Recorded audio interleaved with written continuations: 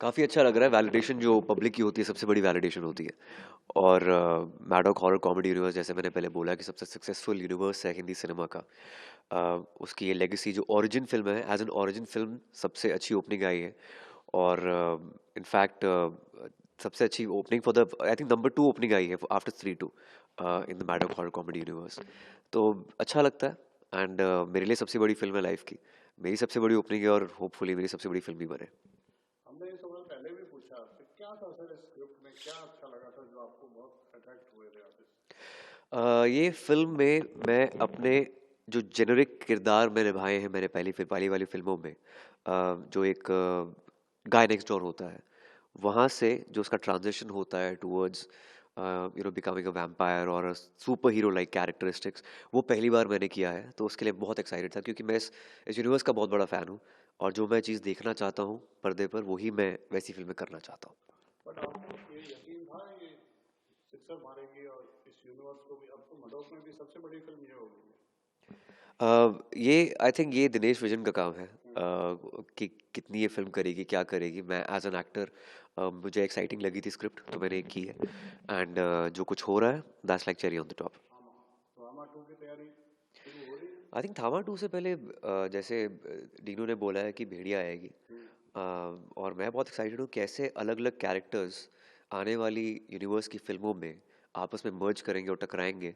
I think that will be very interesting. ये मेरी 100 करोड़ की 5वीं फिल्म है।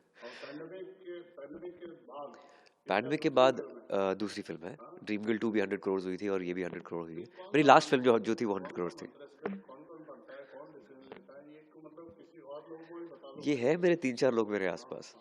हाँ मैं नाम भी ले लेता हूँ। हाँ, प्लीज पृथ्वीश बताओ। गांगुली है, हाँ ताहिरा कश्यप है, हाँ। सुनीता डिसूजा है, वाह। अब तो वंदना शर्मा भी है। हाँ, तो मतलब इन लोगों के नंबर और लोगों के पास ही आएंगे या आप ही के साथ ही भला अगर करेंगे? आपने इनसे कांटेक्ट करना है किसी ने स्क्रिप्ट से स्क्रिप्ट चूज करने के लिए, तो आप नहीं, पूछिए एक इनसे। एक दो लोगों को तो मैं जानता कनुप्रिया भी भी हूँ। है, ऑफ कोर्स। हाँ कनुप्रिया का नाम कैसे भूल सकते हैं। हाँ। कुछ यूनिकनेस मैं हमेशा किसी फिल्म में देखता हूँ कि कुछ नयापन होना चाहिए। जो जिस सब्जेक्ट पर शायद हिंदी सिनेमा में कुछ बना ना हो पहले, वो उस वो सब्जेक्ट में करना चाहता हूँ हमेशा। और बेताल के ऊपर कभी कुछ बना नहीं था। विक्रम बेताल की कहानी हमने दंत कथाएं सुनी है काफ़ी पहले, लेकिन पहली बार कुछ बेताल पर फिल्म बनी है। और ये अच्छी लेगेसी है जो यूनिवर्स को आगे लेके जाएगी।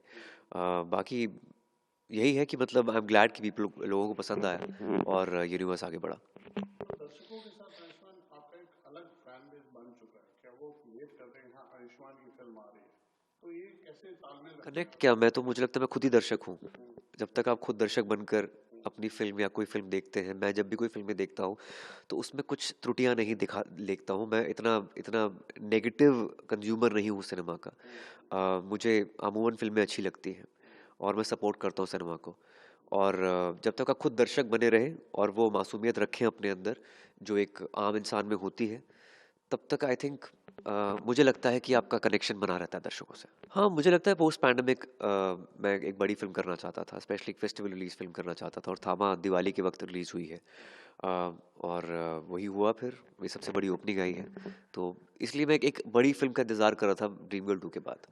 और शायद एक और बड़ी फिल्म आपका इंतजार कर रही है, सूरज बड़जात्या के साथ कर रहे हैं फिल्म, नए प्रेम बन के आ रहे हैं, क्या है थोड़ा उसके बारे में कुछ बताएंगे आप? बस अगले 4 दिन में शूट शुरू होने वाली है, 1 नवंबर से। हाँ आई थिंक ये तो एक मेरे लिए बहुत सपने जैसा है कि मैं प्रेम का कैरेक्टर कर रहा हूँ, क्योंकि मैंने बस सोचा था कि काश ये भी हो, और वो हो गया। और अच्छी बात है कि उसमें भी कुछ नयापन है सूरज जी की कहानी में। पारिवारिक फिल्में जैसे उनकी फिल्में होती हैं, वैसी फिल्म काफ़ी सालों से नहीं आई है।